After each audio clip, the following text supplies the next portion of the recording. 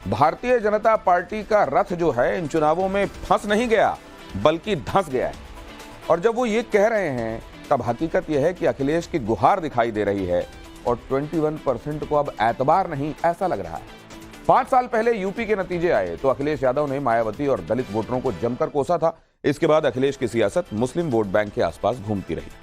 अब 24 के चुनाव में यादव और मुस्लिम वोट बढ़ते दिख रहे हैं तो दलित वोटर मतदाताओं से गुहार लगाई जा रही है। 4 चरण के बाद टेंशन इतनी हाई है कि दलित नेताओं से मेल मुलाकातें हो रही हैं। हालांकि सबके बावजूद योगी ने सुनिश्चित कर दिया है कि नतीजों के बाद अखिलेश के पीडीए से डी गायब हो जाएगा। कैसे? बिग एंड बोल्ड की दूसरी एक्सक्लूसिव रिपोर्ट। मोदी जी की जब बात होती है तो मोदी जी केवल सपने नहीं दिखाते, हकीकत बुनते हैं। और इसीलिए तो देश की जनता बार बार मोदी को चुनती है, बार बार चुनती है। बहुजन समाज के लोग जो बाबा साहब भीमराव अंबेडकर जी की आस्था रखते हैं, उनके रास्ते पर उनके बनाए हुए संविधान को बचाना चाहते हैं, अपना वोट खराब न करें। सवर्ण वोटर अखिलेश के साथ नहीं, यादव मतदाता भी बटे हुए हैं। ओबीसी समुदाय भी पूरी तरह से अखिलेश के सपोर्ट में नहीं। मुस्लिम एक मुश्त होकर सपा को वोट करेंगे या नहीं, इस पर भी डाउट है। शायद इसीलिए अखिलेश यादव दलित समुदाय से वोट की रिक्वेस्ट कर रहे हैं। अखिलेश ये बात जानते हैं कि यूपी का 21% दलित वोटर किसी का भी गेम बिगाड़ सकता है। यूपी के 18 लोकसभा सीटों पर दलित मतदाता उनके कैंडिडेट को हरा सकता है। तभी तो अखिलेश यादव ने 5वें चरण की वोटिंग से पहले दलित समुदाय से आने वाले कांग्रेस के अध्यक्ष मल्लिकार्जुन खड़गे के साथ पहली बार प्रेस कॉन्फ्रेंस की और ये मैसेज देना चाहा कि जो मायावती को ना चुने वो बीजेपी के बजाय उन्हें वोट करें। मैं यही अपील करूंगा कि बहुजन समाज के लोग जो बाबा साहब भीमराव अंबेडकर जी की आस्था रखते हैं, उनके रास्ते पर उनके बनाए हुए संविधान को बचाना चाहते हैं, अपना वोट खराब न करें। जो इंडिया गठबंधन है उसकी मदद करें जिससे लोकतंत्र को और मजबूत किया जा सके।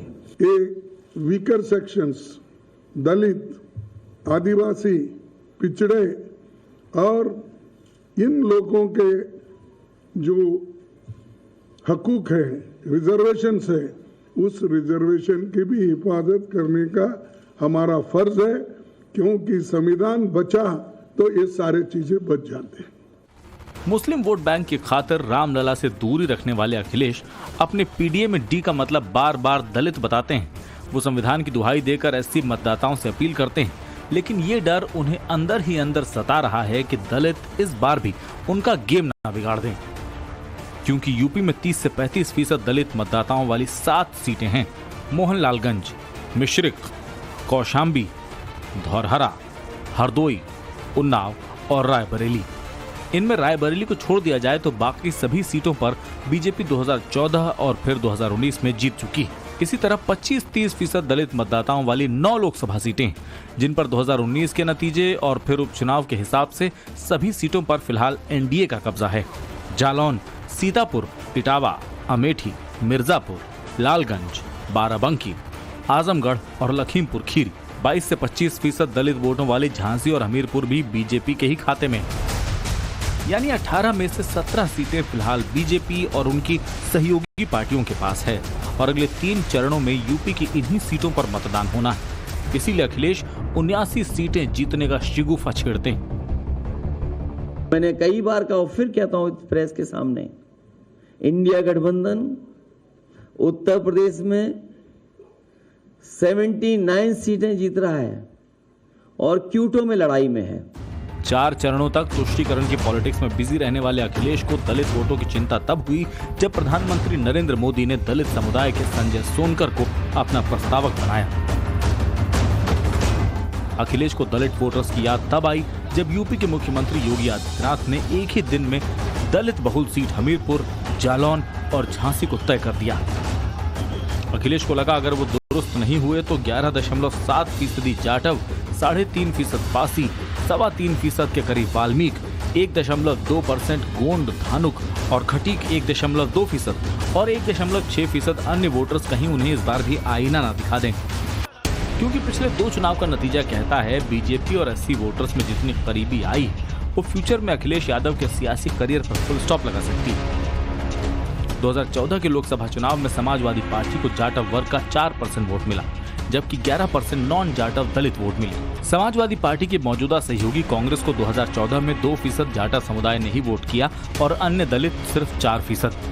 वहीं इसके उलट देखें तो बीजेपी का ग्राफ आगे बढ़ा है। 2014 में 18% जाटव और 45% नॉन जाटव एससी वोटर्स ने बीजेपी को वोट किया। बीएसपी को सबसे ज्यादा वोट मिला, जाटव वोट 68% और अन्य दलित 30%। ऐसी वोटर्स को अपनी तरफ मिलाने के लिए अखिलेश ने 2019 में मायावती से हाथ भी मिलाया, मगर तब भी वो बीजेपी की तरफ झुकने वाले दलित वोटरों को नहीं रोक पाए। 2019 में सपा बसपा को 76% जाटव वर्ग ने वोट किया, बाकी एससी वोटर्स 42% थे, जबकि बीजेपी को जाटव वोट 17% मिला और अन्य दलितों का वोट परसेंटेज भी 48 तक पहुंचा। कांग्रेस को इस चुनाव में जाटव वर्ग ने 1% और अन्य दलित का 7% वोट मिला।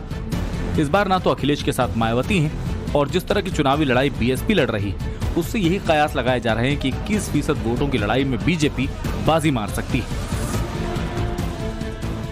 समाजवादी पार्टी के अध्यक्ष उस समय प्रदेश के मुख्यमंत्री बनी रहे थे। इन्होंने कहा था कि यहां पे जितने भी दलित महापुरुषों के स्मारक बने हुए इन सबको तोड़ करके यहां पर हम लोग कोई दूसरी चीज बनाएंगे। ऐसे ही बाबा साहब भीमराव अंबेडकर के नाम पर बना हुआ कन्नौज का मेडिकल कॉलेज का नामकरण इन्होंने हटा दिया था। बीजेपी यूपी में कभी सवर्णों की राजनीति करती थी, मगर मोदी के केंद्र में आते ही ट्रैक बदल दिया गया है। हिंदुत्व के खांचे में सामाजिक और राजनीतिक रणनीति फिट की जा रही है और इस सूत्र में दलितों को भी बांधने की काफी हद तक सफल कोशिश की गई है। वाल्मीकि जैसी कई उपजातियां हैं जहां आम जनमानस में हिंदुत्व का बोध गहरे तक बिठाया गया है। तभी तो 2012 में यूपी चुनाव में 5% बीजेपी को वोट देने वाले जाटव 2022 में 21% हो गए। गैर जाटव वोट बढ़कर भी 11 से 41% तक पहुंच गया। माना जा रहा है कि मायावती की पार्टी का राजनीतिक पतन बीजेपी के प्रति दलितों का विश्वास बढ़ा रहा है और विश्वास की यही धारा 400 पार के नारे को बुलंद कर रही है। 4 चरण पूरे हो गए हैं। 380 सीटों का चुनाव पूरा हो गया है। आज मैं बताकर जाता हूं, ये 380 सीट में मोदी जी 270 सीट लेकर पूर्ण बहुमत प्राप्त कर चुके हैं और आगे की लड़ाई 400 पार करने की है। दलित समुदाय के दलदल से ऊपर उठने की कोशिश पिछले कुछ सालों से जोर पकड़ रही है, तो इसका बहुत बड़ा क्रेडिट पीएम मोदी और योगी को दे रहे हैं। समाज की मुख्य धारा से सदियों तक कटे रहे इस समुदाय ने विकास के रास्ते पर बढ़ना सीख लिया है। वो मायावती से ज्यादा मोदी में अपना हित देखते हैं। दलित प्लस मुस्लिम की जिस कॉन्सेप्ट की बदौलत मायावती ने अपनी यूपी में जमीन बनाई थी, उसी रणनीति पर अब बीजेपी काम कर रही है। इसीलिए असीम अरुण, बेबी रानी मौर्य, ब्रिजलाल, लालजी प्रसाद निर्मल और रामचंद्र कनौजिया समेत तमाम दलित नेताओं को पिछले 2 महीने से चुनावी मोर्चे पर एक्टिव कर रखा है। कोशिश यही है कि अखिलेश के शासन में यादव समुदाय के दबदबे में जिन दलितों का शोषण हुआ, उनसे की गई समाजवादी मुखिया की अपील इस बार भी बेअसर हो जाए और दलित सांसद की भागीदारी बीजेपी में सबसे ज्यादा हो। पिछले 10 वर्ष में मोदी जी ने बिना रुके, बिना डिगे, बिना झुके और बिना डरे देश के हित में, गांव के हित में, गरीब के हित में, किसानों के हित में, महिलाओं के हित में, समाज के प्रत्येक तबके के हित में उन्होंने निर्णय लिए। जाति नहीं देखी, चेहरा नहीं देखा, क्षेत्र नहीं देखा, भाषा नहीं देखी, सबका साथ और सबके विकास की भावना के साथ मोदी जी ने विकास कराया है। मोदी और योगी की जोड़ी सदियों तक संसाधनों से वंचित रखे गए इस वर्ग को पहचान दिला रही है, तो दलित समुदाय के नायकों का सम्मान और मान दिलाने की कोशिश हो रही है। मोदी महर्षि वाल्मीकि और सुपुत्र ऋषि को याद करते हैं, सुहेल देव को हिंदुओं का रक्षक बताते हैं, पासी राजा बालदेव और डालदेव राष्ट्रीय नायक की ख्याति में लाते हैं। दलित समुदाय के और भी महापुरुषों को बीजेपी याद करती है और फिर वंचितों को लाभार्थी योजना से जोड़कर जीने की राह दिखाई जा रही है। मोदी आज उनको भी पूछ रहा है जिनको पहले किसी ने नहीं पूछा।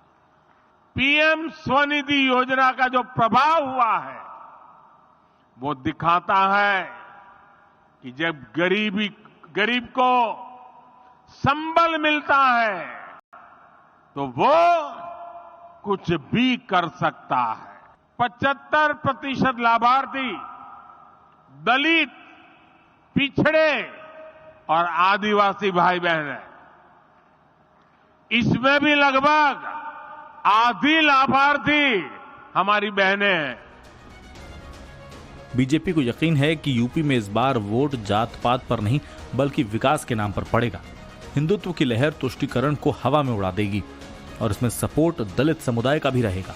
अगर 4 जून को आने वाले नतीजों में 80 समुदाय 50% से ज्यादा बीजेपी की तरफ झुक गया तो फिर अखिलेश के पीडीए का डी बिखरते देर नहीं लगेगी।